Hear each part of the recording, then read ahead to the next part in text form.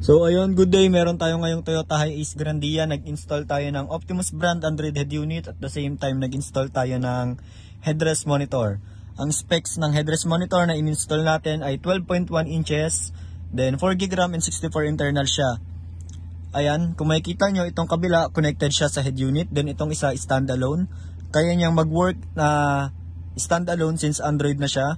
Meron din siyang Netflix, YouTube, then Google Maps. Pwede rin tayo mag-add ng mga application sa kanya since may Google Play Store na siya. So check natin yung function niya. Ayan. Ito yung mga application. Pwede kang mag-YouTube. Yan.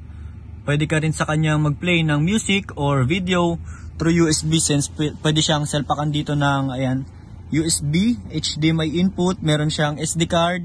Then pwede rin siya saksakan ng ayan, yung headset na 3.5. Pwede rin siyang i-connect sa earpods kung medyo naiingayan ka sa paligid. Ayan, ito, may Bluetooth siya. Ayan, pwede ka mag-pair dito ng earpods or kung anong Bluetooth man. Then, meron siyang Wi-Fi settings para sa internet connection. Ayan.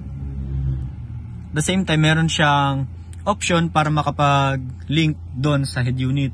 So, connected to sa head unit, pipindutin mo lang tong application na to.